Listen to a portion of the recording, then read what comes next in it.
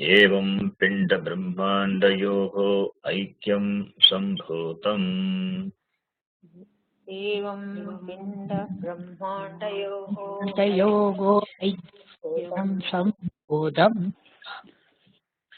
स्थूल शरीराभिमानी जीवनामकं ब्रह्म प्रतिबिंबं भवति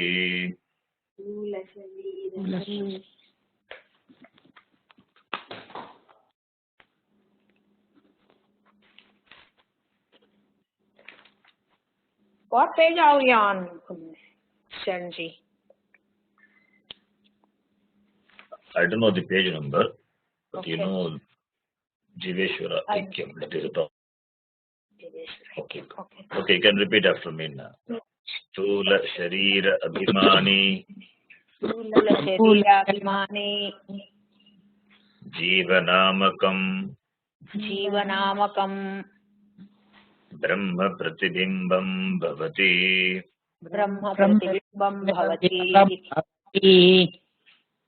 Sayev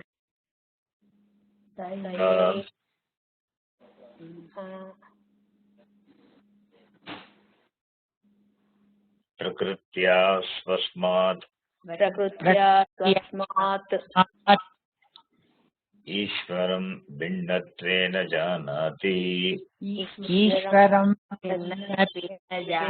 जानति Avidya Upadisan Atma अविद्या उपाधिः आत्मा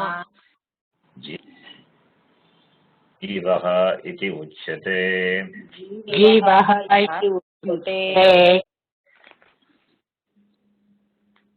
Maya Upadisan Atma माया उपाधिः आत्मा Ishvaraha iti uchyate.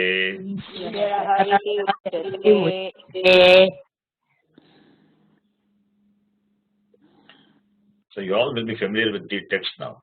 So even if I repeat once the line, you will be able to remember because we have seen these sentences the last 2 or 3 classes, the same sentences.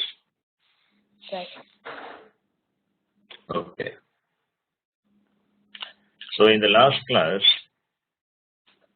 and also in the class before the last, I have mentioned about the limitations of the Pratibimba model. You can mute your mic. This Pratibimba model, this Pratibimba Prakriya, it has certain limitations. So I explained the model with the example of the sun reflecting in the mirror, reflection of sun in the mirror, the Bimba Pratibimba. And also mentioned the limitations of this model. The last class I gave the example of the small pot and the big pot. Both are nothing but essentially clay. In fact, this is a better example. So in this example, we don't take the meaning of Pratibimba literally. But this example, it explains well the idea behind the model. If you remember and compare the examples, if you recollect what we studied, then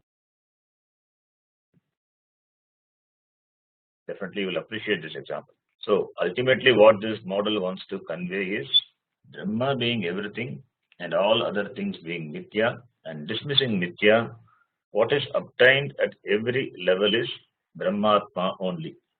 That is the idea. Brahma is,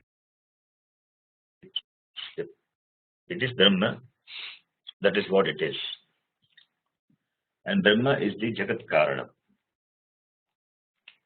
The Jagat, when it is looked upon, when it is looked from the standpoint of the individual, Vyashti, when looked from the standpoint of individual, that it has 3 Vyashti Sharirams. 3 Vyashti Sharirams. And the same Jagat, when looked upon, when looked from the standpoint of the total, it is called Samashti, which has Samashti, 3 Samashti Sharirams. 3 Vyashti Shariram and 3 Samashti Shariram from the standpoint of Vyashti and Samashti. At the Vyashti level, Karana Shariram, Sukshma Shariram, and Stula Shariram. 3 Sharirams are there. At the Samashti level, Karana Prapancha, Sukshma Prapancha, Stula Prapancha. And all these individual Sharirams and the individual Prapanchams, it has its being in Brahma Chaitanya. And these individual Sharirams and Prapanchams, they serve as a medium for manifestation of Brahma Chaitanya, the consciousness. And that manifestation is called Pratibimbam. That manifestation is called Pratibimbam. The individual Sharirams and the Prapanchams, it acts like a medium for the manifestation of Brahma Chaitanya, and that manifestation is called Pratibimbam. The manifestation, that is the Pratibimbam of Brahma Chaitanya at the level of Karana Shariram is called what? We have seen long back. What is that? That is the Pratibimbam, the manifestation of Brahma Chaitanya at the level of Karana Shariram is called Prajnaha. If you remember, Prajnaha. Similarly, the manifestation, the Pratibimbam of Brahma Chaitanya at the level of Sukshma Shariram is called Taijasaha. And the Pratibimbam of Brahma Chaitanya at the level of Stula Shariram is called Vishvaha. So you know these 3 terms, Prajnaha, Taijasaha, Vishvaha. They are nothing but the manifestation, that Pratibimbam of Brahma Chaitanya at 3 different levels of Shariram, Karana, Sukshma and Stula. Therefore, 3 manifestations at the level of 3 manifesting mediums, Prajnaha, Taijasaha, Vishvaha. 3 manifestations at the level of Karana Shariram, Sukshma Shariram and Stula Shariram. And Chaitanyam being same, being one, it has different names at different levels of manifestation at the Yashti level. Therefore, Jivatma is nothing but Chaitanyam manifesting in the 3 Sharirams. That is Jivatma. Similarly, at the Yashti level also, at the total level, Karana Prapancham, Sukshma Prapancham and Stula Prapancham. 3 manifestation mediums at the Samashti level. The manifestation, the Pratibimbam of Chaitanyam at the level of Karana Prapancham is called, it's a technical name, it's called Antaryami. It's called Antaryami. It's a new term. It is not covered in the Tattvabodha, but it is a technical term. The Pratibimbam of Chaitanyam at the level of Karana Prapancham, it is called Antaryami. And the Pratibimbam of Chaitanyam, Brahma Chaitanyam at the level of Sukshma Prapancham, it is called Hiranyagarbha. Hiranyagarbha, another technical term. And the manifestation, the Pratibimbam of Chaitanyam at the level of Stula Prapancham, it is called Virat. It is called Virat. So, Antaryami, Hiranyagarbha, Virat. 3 manifestations at the level of Karana Prapancham, Sukshma Prapancham and Stula Prapancham. The same and the one Brahma Chaitanyam, it has different names. Antaryami, Hiranyagarbha, Virat, at the levels of different manifestations at the samashti level. And therefore, Paramatma is nothing but Brahma Chaitanyam manifesting at the level of three prapanchams. So, at the level of Vyashti or Samashti, the Chaitanyam, the manifestation of Chaitanyam at the three levels of manifesting media. At the Vyashti level, it is Prajnaha, Tejasaha, Vishvaha. At the Samashti level, it is called Antaryami, Hiranyagarbha, Virat. Ultimately, they are Jivatma or Paramatma is nothing but only Brahma Chaitanyam at the level of three Shariram or Prapancham. And therefore, finally, dismissing the manifesting media, which is Mithya, the manifestation at the level of Yashti or Samashti, it is nothing but Chaitanyam, only Chaitanyam. The Chaitanyam, the consciousness, as though conditioned by Vyashti Prapancham, is called Jivatma. Another way of putting it. Similarly, the Chaitanyam, as though conditioned by Samashti Prapancham, it is called Paramatma. Why as though conditioned? Because the conditioning media is Mithya. So you can dismiss it. And we have seen there is difference in Mithya Upadhi. Difference in Mithya Upadhi between Jivatma and Paramatma. Because of the difference in Upadhi, Jivatma is limited in terms of knowledge and power, in terms of Jnanam and Shakti.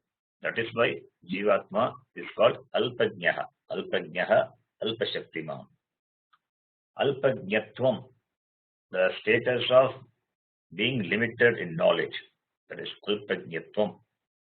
And Alpashaktimatvam, the status of being limited in power. So these are the attributes of Jivatma. They are limited. Whereas Paramatma is Sarvajna and Sarvashaktiman. Paramatma is Sarvajnatvam and Sarvashaktimatvam. Sarvajnatvam is the status of being all knowledge. Since he is a Jagat Karanam, therefore he is all knowledge. And Sarvashaktimatvam, the status of being all powerful. Therefore, whether it is Jivatma or Paramatma, both are conditioned by Upadhi.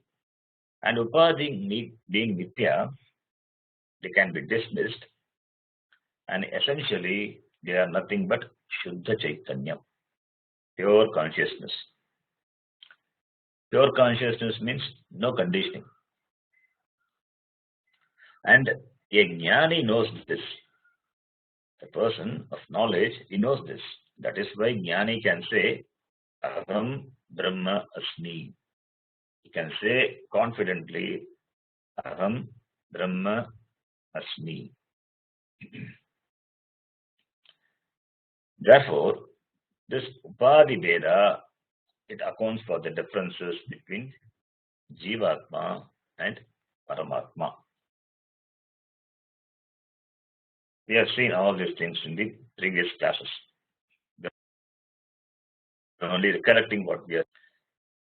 And the next line, what we saw, the text is, Evam Upadhi Vedat Jiva Ishvara Bheda Drishtihi Yavat Paryantam Tishtati Tavat Paryantam Janma Maranadi Rupa Samsaraha Na Nivartate. As long as this Veda Buddhi, Veda Drishti is there with regard to Jiva and Ishvara, that Veda Buddhi, that Veda Drishti is due to Upadhi Veda, so long Samsaraha Na Nivartate. Janma Maranadi Rupa Samsaraha Na Nivartate. Samsara in the form of Janma Marana, it will not go. It will not leave the Jiva. Tasmat Karanat Na Jiveshwarayoho Veda Buddhi Svikarya. Therefore, because of that reason, the difference between Jiva and Ishvara should not be accepted.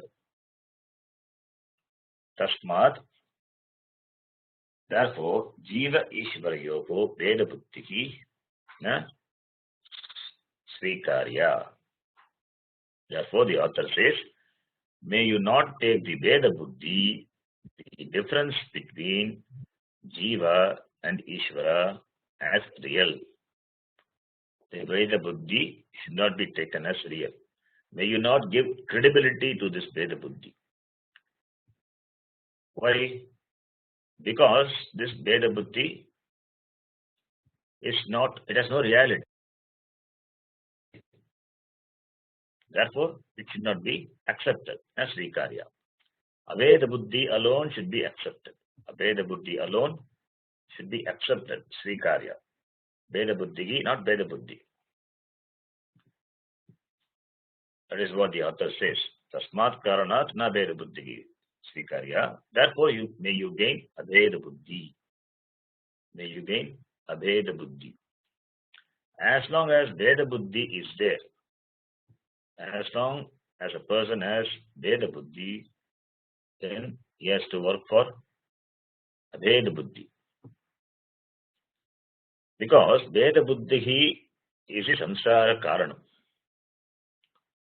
Samsara Karanam, Veda Buddhi. Veda Buddhi is Samsara Nivritti Karanam. Veda Buddhi is the cause for Samsara. The notion of division, it is the cause of all our problems. And when the cause is removed, the effect samsara also will go away.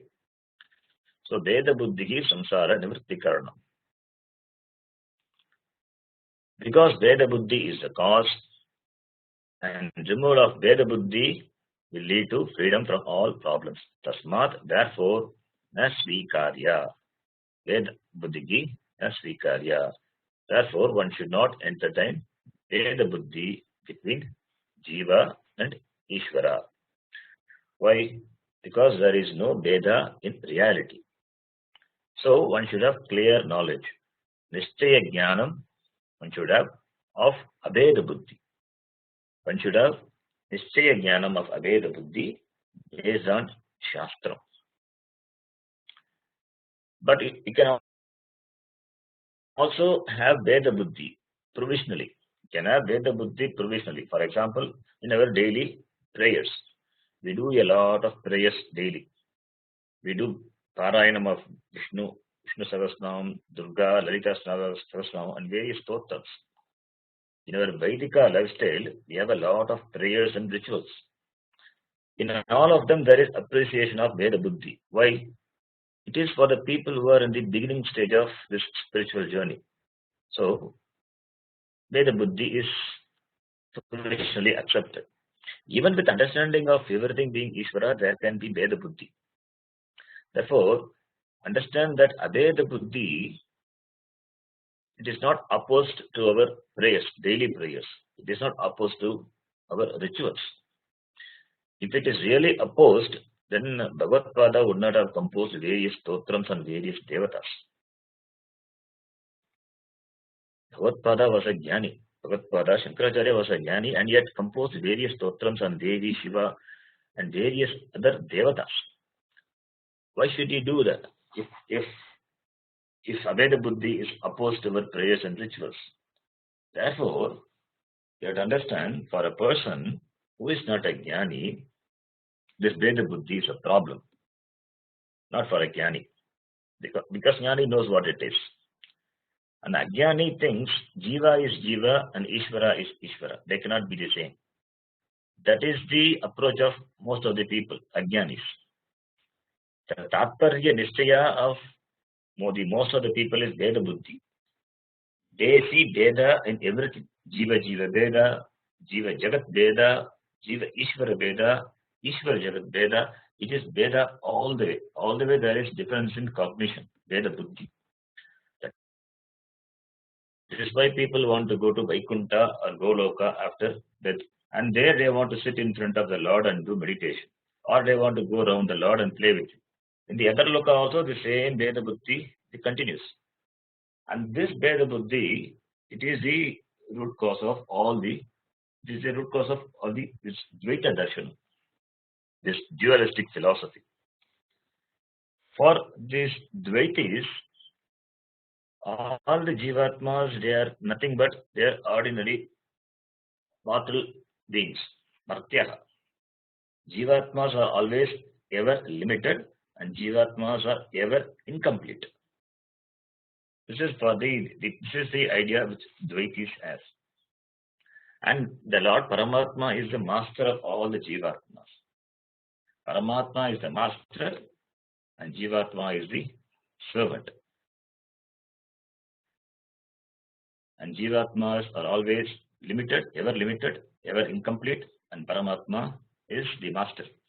So Jivatma and Paramatma, between them, there is always a master-servant relationship.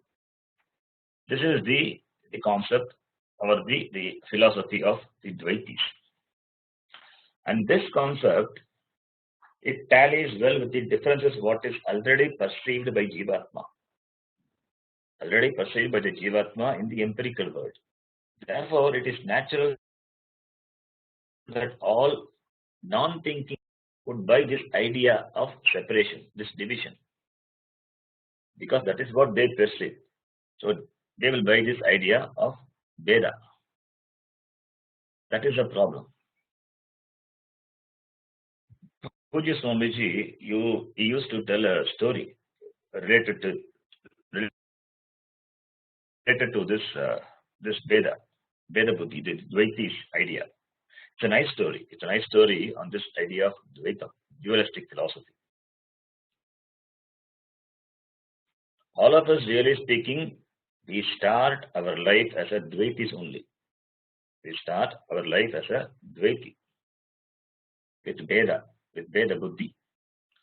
For the perception of duality, we don't need any philosophy. We don't need any darshanam because it is our perception.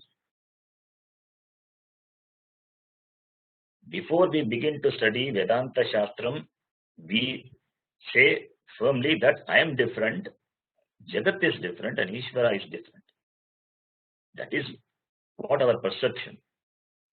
And after the study of Vedanta Shastram, if we still say the same thing, I am different, Jagat is different, Ishvara is different, then what did Vedanta Shastram really contribute? Then it means we have not gained anything from the study. Once there was a great Advaita teacher, great Advaita Guru was there, and he was teaching that all that is here is only one. Everything is one. We don't say there is no Ishvara, but we say all that is here is Ishvara only. This was his teaching, and so he was teaching, you are Ishvara, you are Sakshat Narayana himself. And there was a person who wanted to study with this teacher. But he got really upset with this teaching, the teaching of this Advaita teacher. The person thought, how can I be Narayana? How can I be Narayana? How can I accept myself to be Narayana? How miserable I am now in the world, and how can I be equated to Narayana? Therefore, what this teacher, Advaita teacher, teaches is sheer blasphemy. He thought like this, and he could not able to accept the teaching. And therefore, not being able to accept the teaching, he went to another teacher who was also living the same area. And he is the Advaita teacher, Dvaita teacher. And this Dvaita teacher said, no, you are not Narayana. You and Narayana different. You can never be one. This was his teaching. And the teacher taught the person for 12 years. The Dvaita teacher taught the Dvaitam to this person for 12 years. And what was the teaching? The teaching was that he is different from Narayana, Bhagavan. After learning from the Dvaita Guru for 12 long years, then this person, he wanted to prove this fact to his former Advaita Guru who was teaching Advaitam. Therefore, he went to him for a Vada Diksha. Vada Diksha. In those days, even for debate, you have to call the person with a protocol. That is called Vada Diksha. Begging for a debate. So he went to these former Advaita Guru. The Advaita Guru, he had a long beard. He had a long beard because he didn't shave it for many years. And now the beard has become so unmanageable, and therefore he wanted to get rid of it. So he called our local barber, who is called Murari. Murari is the name of the local barber. So he called Murari and asked him to give him a clean shave. At the time he was having his shave, this fellow, the person who wanted to have a debate, he came. He came and said, "Sir, I want to have a discussion with you." Then the teacher said, "Yes, we will have a discussion, but first let me have a shave because Murari is waiting for me. So please wait. After the shave, I will have a bath and then we can have our discussion." So Murari, he went ahead with his shaving. And when the shaving was over, Murari showed a mirror in front of the teacher. This was his custom to show the mirror to the client after the shave.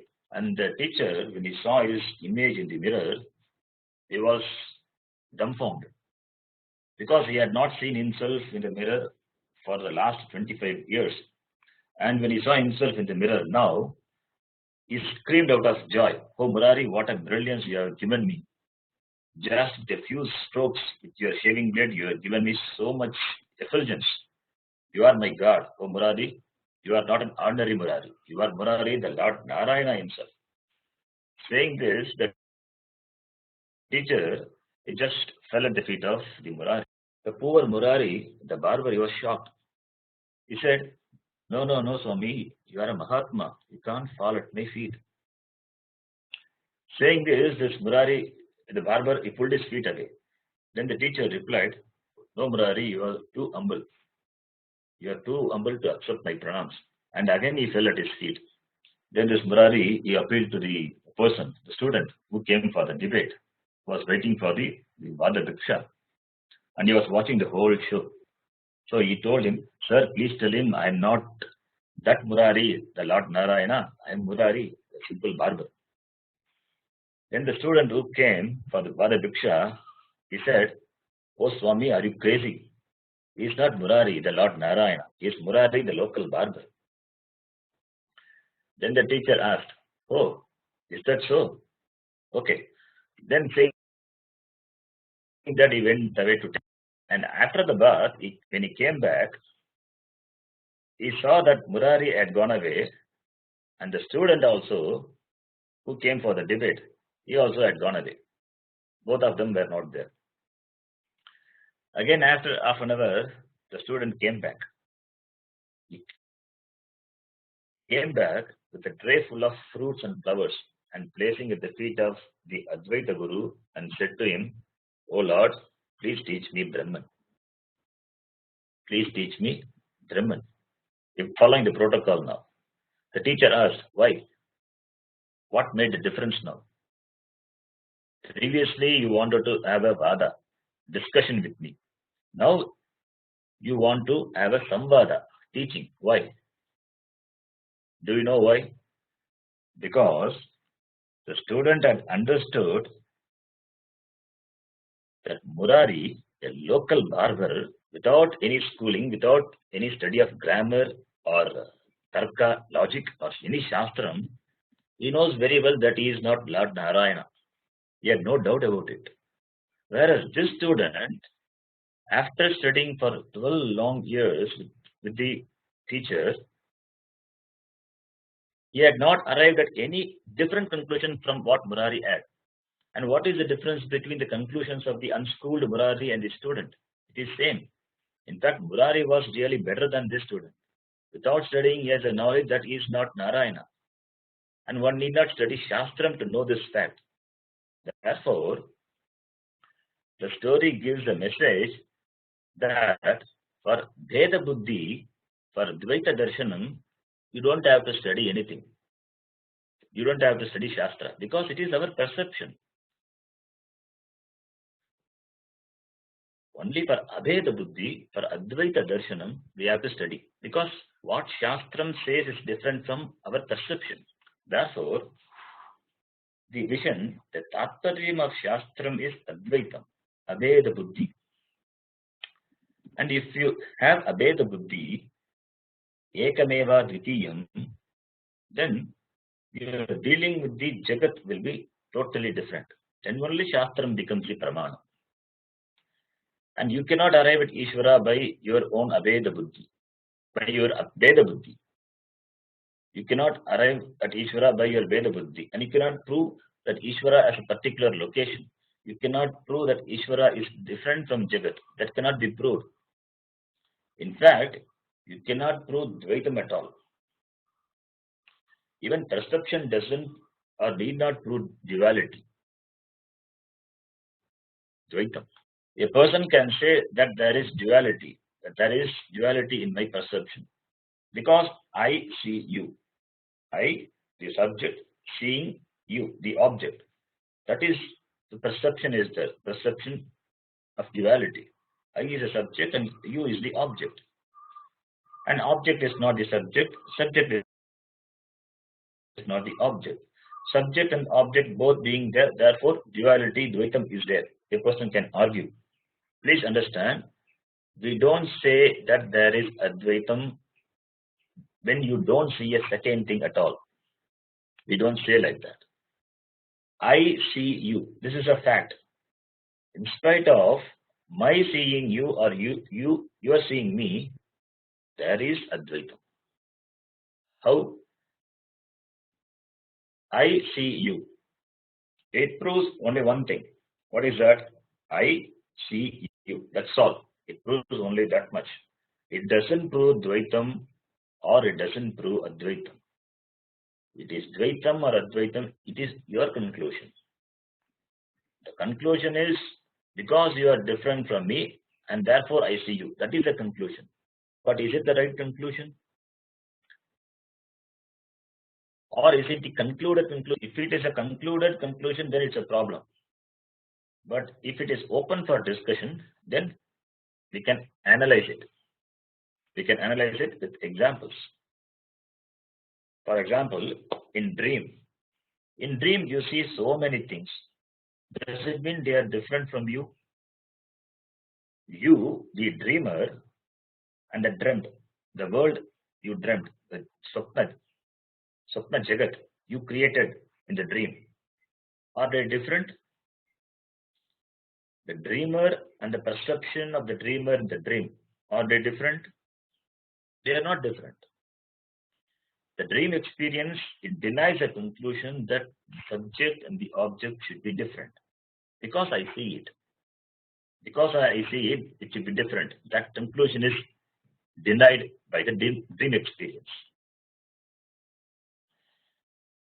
Therefore, to say that Dvaitam is real because I see you, it's very well contradicted by the dream example. Just because you see so many parts, you can count so many parts, it doesn't mean Dvaitam. All that is there is only one clay. Therefore, the number or the varieties doesn't prove duality. In Swapna, you have so many objects, you have many objects and varied objects, both Jada and Chaitanya, and perception of all of them proves only non-duality, Advaitam. In fact, the perception proves that there is only Advaitam, non-duality. All that is here is only one consciousness. Every time the subject perceives something, the object, in consciousness alone, both the subject and the object, they reside. The subject and the object both exist in consciousness alone. Therefore, it proves only Advaitam, non-duality. The object is a variable. It goes on changing. The subject also keeps on changing in keeping with the object. Both are changing. Seer, seen, eater, eaten, smeller, smelled, toucher, touched, taster, tasted. All these keep changing. But both the changing subjects and the changing objects, they have the same plank of consciousness, which is Advaitam. Therefore, we can say without Advaitam, there cannot be perception. In fact, you cannot prove Dvaitam at all by perception. Therefore, any object you perceive, it cannot be away from consciousness. The object cannot be away from isness, the beingness. It is only because of avichara, no inquiry, by prakrutya, by ignorance alone, the Veda Buddhi is there. Only when there is no thinking, there is duality, Dvaitam. Therefore, what you need is Sukshma Buddhi. You need Sukshma Buddhi to appreciate the fact, the truth revealed by the Shastra. If you really begin to inquire properly with the help of Shastra Pramanam, then you will end up in Advaitam alone. Therefore, Tasmat Veda Buddhi na Svikarya. Veda Buddhi should not be accepted. Since Veda Buddhi is the cause of all our problems, therefore, na Svikarya. We should not entertain Veda Buddhi. Therefore, the problem is with the seer, not with the seen. Veda Buddhi is in the seer. It is not with the seen. Only a person having cataract in his eyes, he will ask to increase the brightness of the room. Any amount of increase in the brightness of the room cannot improve his sight. This is how we also think when we face our problems. We attribute the problems to the external jagat. But really speaking, where does the problem lie? The problem lies with us only, within us. We don't realize that problem actually lies within us. What we do is we attribute the cause for all our problems to the external jagat. The world is all right being what it is. There is no problem in the world. There is no point in attacking the world. What we have to do is we have to change our misconceptions. And our change in misconceptions is possible only by having the right knowledge. And this is what the Vedanta says. And this is the teaching of Vedanta. And therefore, Vedanta says, and Swamiji used to put it very nicely, you are the problem and you are the solution. You create a distance between you and Ishvara. That distance is a problem. And greater the perception of this distance, the deeper will be the problems of samsara. And when the distance is made lesser the distance, then the lesser will be the problems of samsara. In fact, the distance is not a physical distance, distance is only in our thought. Therefore, when there is no distance, then the samsara will disappear. And this state of no distance, it is called Aikyam. So when Aikya Jnanam is there, when Aveda Buddhi is there, then Janma Marana Virupa Samsaraha Nivartate, it disappears. Okay, now following the text, now having listened to the instruction, all these are the Upadesha given by the teacher. Now, having listened to the instruction so far, one student now is raising an objection. the student, he raises an objection. And what is the objection? He says, it is difficult to accept that one should entertain Abheda Buddhi. Why? Because when the difference is so clear between Jiva and Ishvara, then how can you say Veda Buddhihi na svikarya iti? Veda Buddhihi na svikarya iti? This is the objection. And this objection of the student, the author has put in the form of a sentence. I will read, you can repeat after me. This is a nice objection. We will come across such objections in many of the Bhashya also. So you can refer the text and repeat after me. Nanu Nanu sahankarasya Sahankarasya kinchit nyasya Kinchitnyasya it is kinchit nyasya. When you do the sandhi, it becomes kinchit nyasya Kinchitnyasya jivasya. Jivasya That is sahankarasya kinchit nyasya jivasya. Just together. Then nirahankarasya sarvajnasya Ya ishvarasya. Ishvarasya I'm splitting the sandhi there. Sarvajnasyeshvarasya is there. Sarvajnasya ishvarasya. Tattvamasi iti Tattvamasi mahavakyat Mahavakyat katam abeda buddhihi syat. Katham Abheda Buddhihi Syat Ubayogo viruddha dharma krantatvat. Upayogo Viruddha Dharma Krantatvat Iti chet. Iti chet Okay, I will read once. I can listen.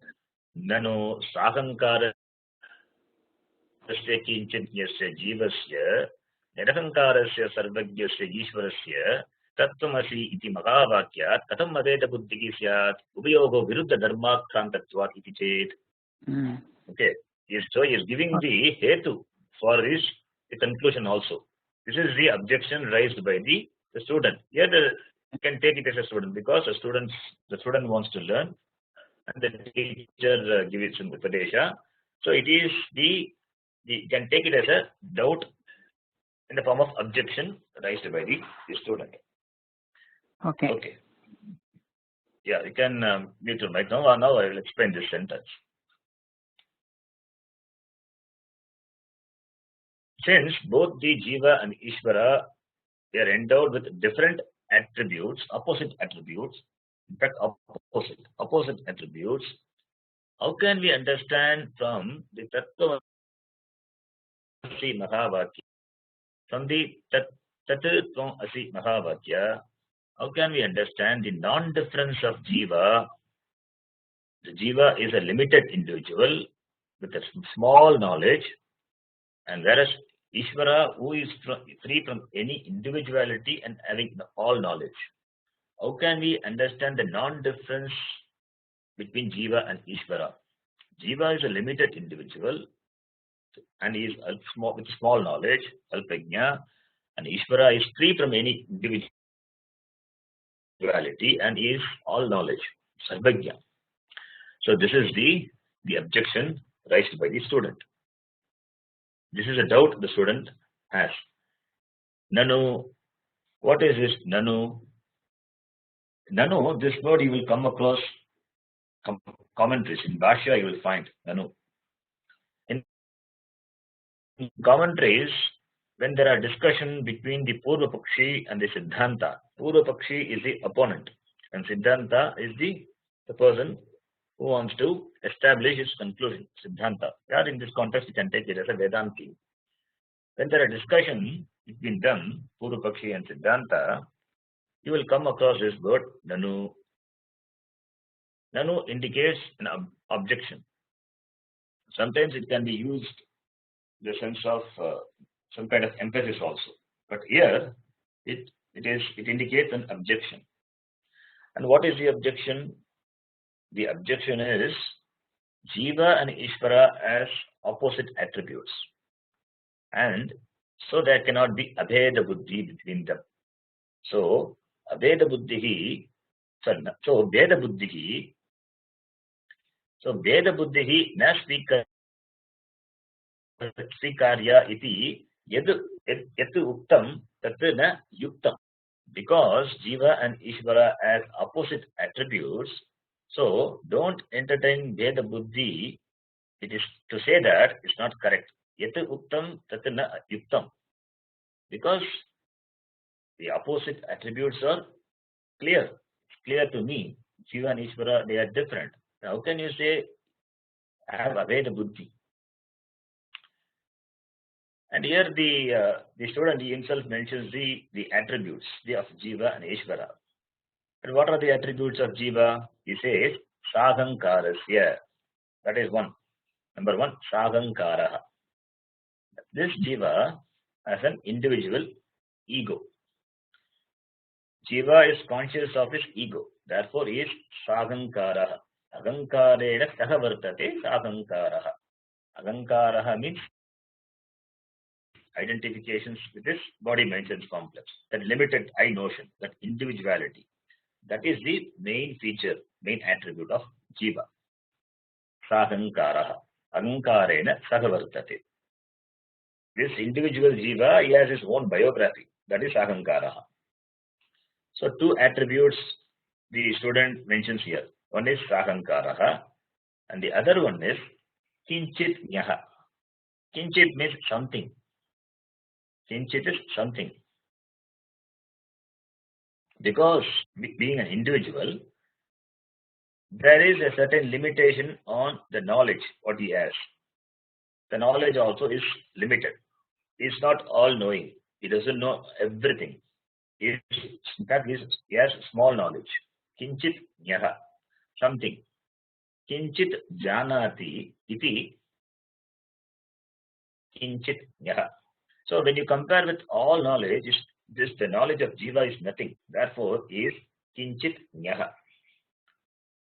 Suppose if the Jiva thinks and attempts that let me increase my jnanam, knowledge, then he goes on knowing more and more. But the problem is, the more and more he knows, he finds that his ignorance also increases. His knowledge when his knowledge grows, his ignorance also it grows exponentially. The more he knows, the more he finds he doesn't know. You cannot know a flower, in fact, totally. A flower has so many parts. So even a small flower we cannot know. And study of each part of a flower is a separate branch of study or research. Therefore, small flower we cannot know. And what to talk of knowing we have so many specialists to treat our body. And none of the doctor knows totally about the body. That is why a doctor, he recommends another doctor for if you have some specific problem. For eyes, there is a specialist. For heart, there is a specialist. For lung, there is another person. That itself shows that Jiva has certain limitations. He cannot know everything. He is not all knowledge. He is small knowledge. Kinchit nyaha. The buddhi has its own limitations. And that is the condition of Jiva. Now, that Jiva is addressed by the statement Tat Tvam Asi. You are that. Tat Tvam Asi. The meaning of Tvam is you. That you, the self, that is Atma with this Ahankara, the ego. And what are the attributes of Ishvara? Ishvara is Nirahankaraha and Sarvajnaha. That also the student mentions. Nirahankarasya Sarvajnasya Ishvarasya. Ishvara is Nirahankaraha. Ishvara is not the individual ego. And he is Sarvajna, is everything. If Ishvara is everything, how can he have an ego? So Ishvara doesn't have an ego. Therefore, out of Ishvara only everything is born, and Ishvara is everything. Therefore, there is no question of Ishvara having an ego. So, therefore, Ishvara is Nirahankaraha. Nirahankaraha. So, that Ishvara, that when you say Ishvara is Nirahankaraha, when you say Ahankara, when you say Ahankara implies that you should be something. You are a limited individual. You should be something with limited attributes. You should be special. That special means that you are different from everybody else. That is a special. But Ishvara doesn't have that kind of idea at all. Because Ishvara is is everything, and out of him only the whole Jagat has come. If you want to talk even a body for Ishvara, the whole universe is his body. And therefore, in that, even in that, even in the whole Jagat, Ishvara has no particular identification. Even when the Ishvara takes a human body as an avatara, it is not because of Papa Punya that Ishvara comes in the form of an incarnation. Ishvara takes willfully a body for Loka Anugraha, and therefore, at no point of time, Ishvara has individuality. There is no ego. And Ishvara is Sarvajna, is all knowing. And being the cause of everything, Ishvara is all knowledge and he knows everything. When this is the condition of Ishvara, and the condition of Jiva being Alpajyaha and Kinchityaha and Sakankaraha, both the attributes of Jiva and Ishvara being Viruddha, the difference, the Viruddha between Jiva and Ishvara, Viruddha Dharma Akrantatvat, both of them have the opposite qualities. Akranta means being endowed with Akranta. Akrantatvat. Akrantatva is the cause. Is the cause for showing the Viruddha, the opposite between Jiva and Ishvara.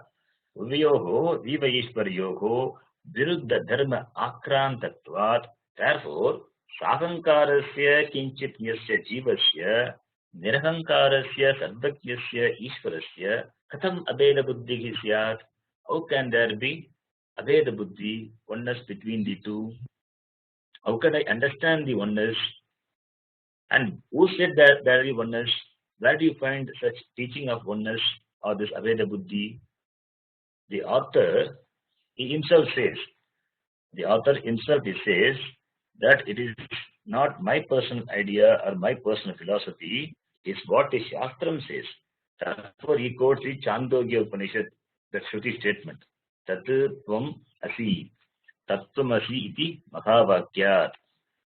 That Tattva stands for Ishvara and Tvam stands for the Jiva. And Asi means are. You are that.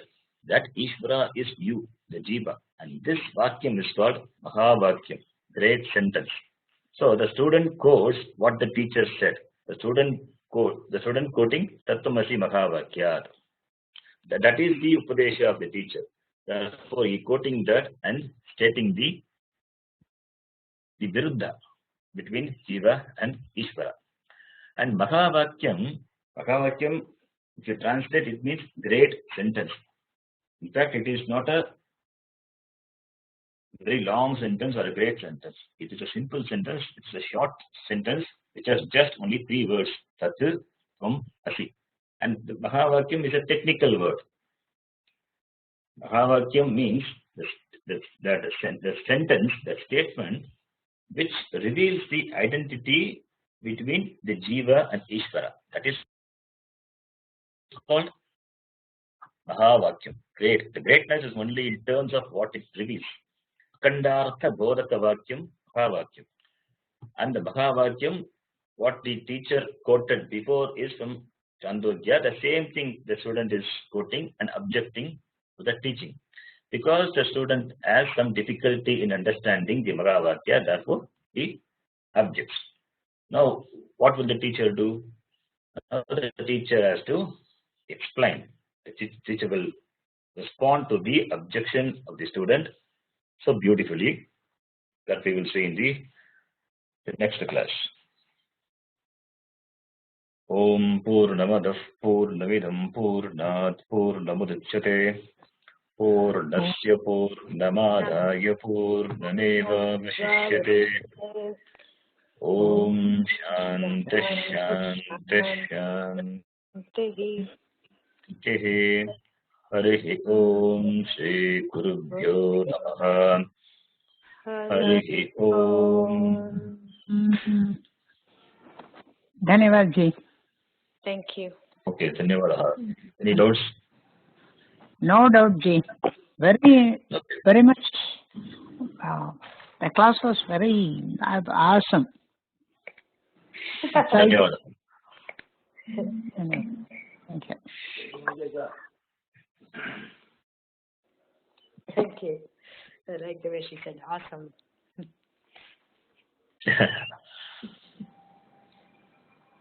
Thank you, ji. Thank you.